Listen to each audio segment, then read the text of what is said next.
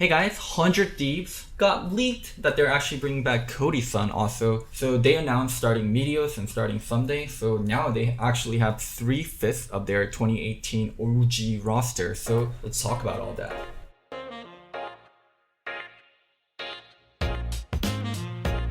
So 100 Thieves made their entrance into 2018 and they actually had a great inaugural LCS split. They made finals, they got to cement themselves as like the cool Yeezy brand. They came in with like Nadeshot being the main face of the team with Meteos and Aframu and... Hey guys, my name is Matt or Nadeshot. I'm the founder and CEO of 100 Thieves. We are one of the newest organizations to join the North American LCS this past year. From a performance standpoint, I feel like we had a pretty good year. We finished second in the spring split, fourth in the summer split. Obviously, we had a pretty disappointing finish at the World Championships in South Korea. But overall, I'm really proud of our team for the things that we have accomplished this year. Yeah, it was actually a really successful entrance to LCS. Not a lot of teams do quite what 100 Thieves did by making their entrance so flashy in terms of branding, in terms of results. The only other organization I can think of that had that great of an entrance into LCS is Immortals. Immortals, when they first joined LCS with Huni and Reignover, they actually did amazingly well. They bombed in playoffs, but the entrance itself into LCS was really good for them. So now let's talk about how things went downhill in 2018. They started by benching Meteos and Rift Rivals. That did not go well. And then they benched Codysun later in playoffs and then in Worlds. And they also bombed out of Worlds. They were just god-awful. They received so much flack from the community because Meteos was actually a really popular player. He still is. And it was very hush-hush about how things went down. And Codysun also was playing pretty well, and then they benched him, and they were also very hush-hush about how things went down. My personal theory is if we're getting that kind of flame, it's because Meteos was like a big name on the team. He got removed.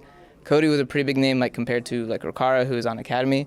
So I think mostly people are upset at that kind of stuff, and they, all that anger goes over to you're part of NA now, and now you lost. I hate you. It's I think this is a little bit outspoken. So basically, people did not realize what exactly happened within 100 Thieves, and they made their own conclusions. And as normal, fans sided with the players that they love more so than the brand or the coach. So yeah, that's why 2018 100 Thieves did not end very well. But going into 2019, they thought they were very, very close to beating Team Liquid. So they broke the bank and made a championship push by picking up Bang in mid lane and using Huhi, the old CLG mid laner. So yeah, that actually did not go anywhere as well as they thought it would. Bang Afro were nowhere near the level of Core JJ and Doublelift, and I wouldn't even say they were a top 3, top 4 bot lane. They were pretty average and pretty mediocre. And Huhi just was not able to match up to any of the mid laners in LCS, and they actually ended up starting Soligo over Huhi. And when the Soligo thing wasn't going very well, they started starting Ryu, their old mid laner, and they benched Ssumday, and then they were starting Fake God. It was just disastrous. 2019 was an absolute dumpster fire for them. They missed both playoffs. They still received so much flack from the fans. It just did not go well. This year though, they're running back 3/5 of their original 2019 roster with Meteos, Cody, and Ssumday. And I kind of want to talk about how this is possible, right? Because the exit of Meteos and Cody was not very, I would say, drama-free. It was very, very up and down with Cody and Meteos not saying so much nice things about the organization after it was all over. So why is this happening? And why are both sides okay with it? First of all, Prolly is gone.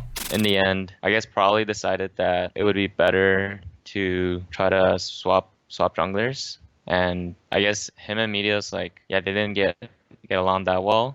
I'm not going to take sides and say it was Prolly's fault or it was Meteos' fault, but it definitely is clear that Cody and Meteos and Prolly had very differing ideas on how the game should be played, and there was internal conflict. And also, Papa is kind of the new face for the League of Legends department of 100 Thieves. He's their new GM, Papa Smithy, and he's someone that everyone really respects and everyone kind of wants to play for. So it makes the entrance back a lot more attractive for players like Meteos and Cody coming in.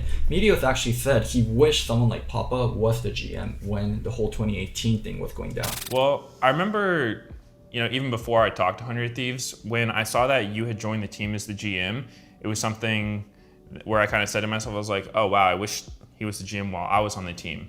So then when I had the opportunity to rejoin, I was pretty excited about it. So yeah, I think it's going to be a good year. Trying to score points with the GM already. I like this guy. And the old orgs that Cody and Meteos were on weren't the best, so it makes their exit actually very, very likely, and they want to come back to a better run org like 100 Thieves, like Dignitas. I don't know what the hell they're doing. 2.3 mil for Huni. And Optic, they're rebranding into Immortals. And yeah, the Optic itself wasn't great. We don't know about Immortals, but the Optic, the org in LCS just was not a great org. So one thing I was initially surprised by was Afro not starting, but I remember from this interview, Afro does not like playing with Cody, and Cody is quoted as being hard-headed. Oh! And Afromu does not enjoy playing with him. That's what I have heard.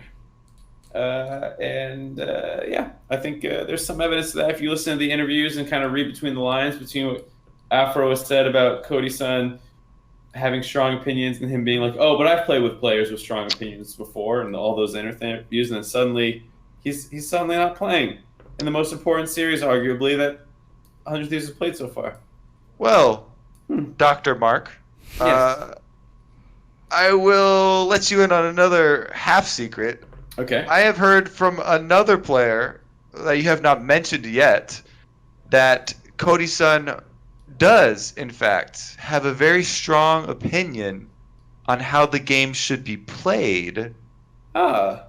Even if other people have a different opinion on how the game should be played.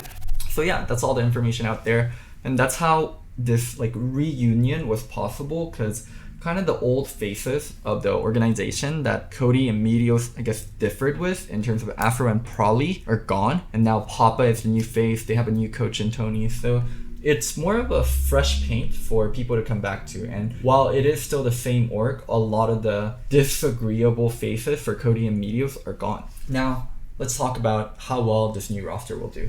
So, I don't think they're going to do as well as they did the first time around. Rest of the league is better. TSM and CLG, they're all better than what they were. EG and Immortals are going to be better than the teams they replaced. So, the overall level of LCS is stronger than what it was in 2018. And their mid laner, potential mid laner, Ryoma, he could always go play in Academy as a minor region import, and they might get a different import for mid lane, is a big question mark. He's a Oceanic mid laner. Dominate, my friend that I do shows with on FaceCheck, didn't have the nicest things to say about him whenever he played with him back in Australia. And NA mid lane is actually one of our best roles because we have so much imports. It's a very international role for NA LCS. I think there's only one or two NA mid laners, and we don't even know if they'll find homes next year in Demonte and Pobelter. So it might all be actually 10 imports. So Ryoma is going to have a very, very stiff competition in the mid lane. So yeah, I think this roster is fine for what 100 Thieves is trying to achieve, and they also know the core of the roster will work in Ssumday, Meteos, and Cody because they worked with them before. And Stunt, basically from their academy team, is going to slot right into it. Shout out to my Twitch rival support. Stunt is a good support. He's always on the top of ladder. He's been around forever. He knows how to do shot calling. If he looks bad, it's because he was playing with me in Twitch rivals. So not giga excited for 100 Thieves new roster, but I did want to talk about how this re-entrance of Meteos and Cody were possible, because yeah, usually something like this almost never happens. I hope you guys enjoyed this off-season video. I'll keep making more, and don't forget to like, subscribe to my comment, and Loco